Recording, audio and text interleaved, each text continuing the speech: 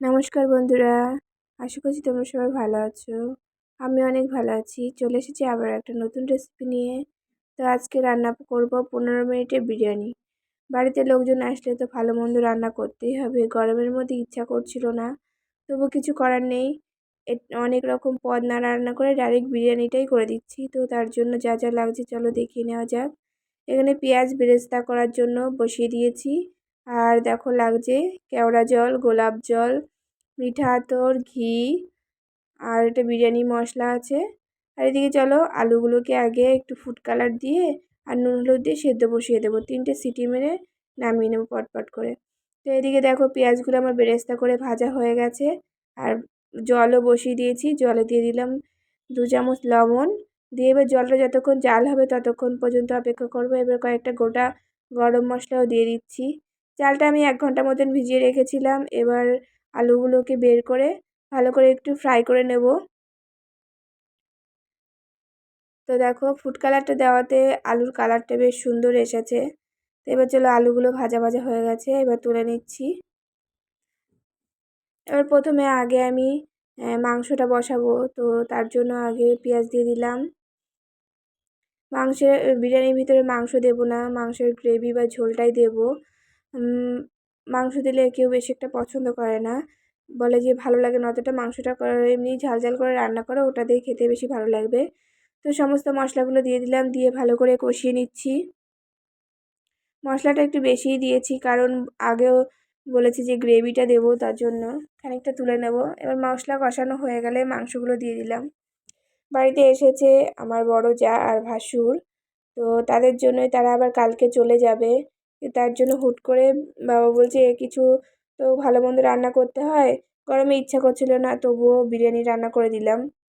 এদিকে চলো দেখো যে জলটা সেটা রেডি করে নিলাম। ফুড কালার অল্প একটু ভিজিয়ে রেখেছিলাম, সের ভিতরে গোলাপ জল আর মিঠা কেওড়া জলটা 1 চামচ করে দিয়ে দিয়েছি। আর এখানে বেশ খানিকটা সাদা তেল নিয়ে তার ভিতর দিয়ে দিয়েছি 2 চামচ ঘি। কারণ আমাদের বাড়ি ঘি কেউ অতটা পছন্দ করে না, ঘিটা একদম অল্পই দেবো, গরমের মধ্যে বেশি ভালো লাগে না। এদিকে দেখো ভাতগুলো নামিয়ে নিয়েছি, ভাতের ভিতরে দিয়ে দিচ্ছি 2 চামচ ঘি মেশানো তেলটা। আর বিরিয়ানি মশলাটা দিয়ে ভালো করে মিশিয়ে নিচ্ছি। একদম চটজলদি হয়ে যাবে বিরিয়ানি। এবার দেখো হাঁড়ির ভিতরে ভালো করে লেয়ার দেবো, তার জন্য নিচে আগে একটু ঝোল বা গ্রেভি আর একটুখানি ঘি দিয়ে দিলাম। দিয়ে এবার তেজপাতাগুলোকে ভালো করে পরপর করে সাজিয়ে নেব, কারণ নিচে যাতে ধরে না যায় তার জন্য। এবার চলো প্রথম লেয়ারে দিয়ে দেবো ভাত। ভাত দেওয়ার পরে এবার দিয়ে দেবো আলুগুলো, অর্ধেকটা আলু দেবো। এবার দিয়ে দিচ্ছি আলুর উপরে সেই গ্রেভি। এবার পরপর এক একটা ইনগ্রিডিয়েন্টস দিয়ে ভালো করে একটা স্টেপ বাই স্টেপ লেয়ার করে নেব।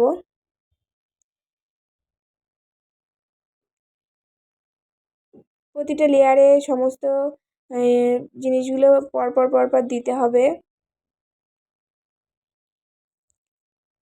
আবারও দিয়ে দিচ্ছি ভাত।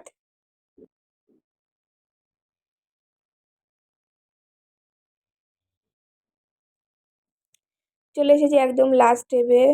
এবার হাঁড়ি ভর্তি হয়ে গেছে ভাতে। এবার দিয়ে দিলাম লাস্টে যা যা ছিল সমস্তটাই কাচিয়ে দিয়ে দিলাম। তো দেখো বিরিয়ানি কিন্তু খেতে সত্যিই খুব ভালো লাগে। এবার লাস্টে দিয়ে দিলাম একটু মিঠা আতর। খেতে কিন্তু সত্যিই খুব ভালো লাগে, কিন্তু কিছু করার নেই, গরমের মধ্যে একদমই ইচ্ছা করে না, কিন্তু কিছু করার নেই।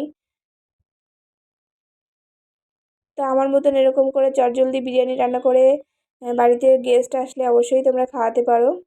তো দেখো হাঁড়ির ঢাকনিটার উপরে 4 সাইড দিয়ে আটা দিয়ে একটু মুখটা মেরে দিচ্ছি, যাতে দমে বসালে কোনো গ্যাসটা না বেরিয়ে যায়। এবার একটা চাটু বসিয়ে দিয়েছি, চাটুর উপরে হাঁড়িটা বসিয়ে দিলাম। 15 থেকে 20 মিনিট মতন দমে রাখবো, তারপরে নামিয়ে নিয়েছি। তো দেখো রেডি হয়ে গেছে আমার চটজলদি বিরিয়ানি। বাড়িতে এরকম গেস্ট আসলে তোমরাও করে খাইও, তারা খেয়েও শান্তি পাবে এবং তোমারও অনেক ভালো লাগবে। এবার নামিয়ে নিয়ে ভালো করে মিশিয়ে নিচ্ছি। আমার বিরিয়ানিগুলো কিন্তু খুব ঝুরঝুরে হয়েছিল ভাতগুলো। তো সবার প্রথমে অনিক আর আমার বাবুকে খেতে দিয়ে দিলাম। তো কেমন লাগলো বলো।